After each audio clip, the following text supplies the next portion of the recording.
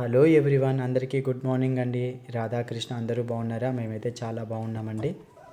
చూడండి, నా పూజ గది చక్కగా అలంకరించుకొనేసి పిండి దీపం అయితే పెట్టుకున్నానండి.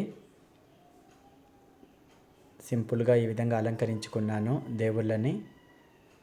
ఆ భగవంతుడి కృప, ఆ భగవంతుడి ఆశీస్సులు మన పైన ఉండాలని అయితే కోరుకుంటున్నానండి. టీ అయితే పెట్టేశాను, టీ అయితే ఇచ్చేసాను మా బావగారికి. ఇప్పుడైతే కన్నా లంచ్ బాక్స్కి ప్రిపేర్ చేస్తున్నానండి.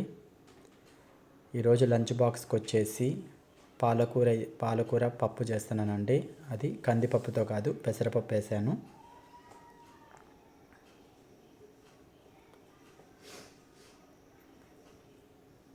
టమాటా, పచ్చిమిర్చి, కొంచెం చింతపండు వేసి ఒక 3 విజిల్స్ అయితే పెట్టేస్తానండి. పక్కనైతే రైస్ అయితే ఉడుకుతూ ఉంది, వంచేసి పెట్టేశాను. ఇడ్లీ అయితే పెడుతున్నానండి పిల్లలకి టిఫిన్కి. మీరు ఈరోజు ఏం ప్రిపేర్ చేసినారు లంచ్ బాక్స్కి? కామెంట్ రూపంలో తెలపండి. ఆ పప్పులోకి అయితే అప్పడాలు అయితే వేయించుతున్నానండి.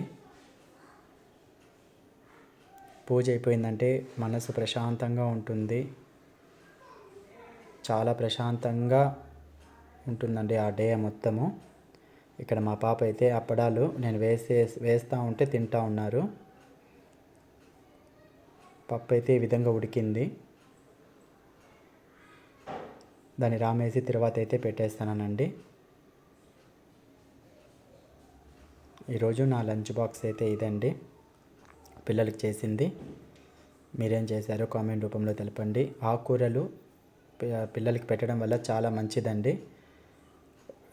2 డేస్కి కానీ 3 డేస్కి కానీ ఆకుకూరలు ఈ విధంగా పప్పు రూపంలో కానీ లేదంటే ఏదైనా ఫ్రై రూపంలో కానీ పెట్టినా కూడా మంచిదండి.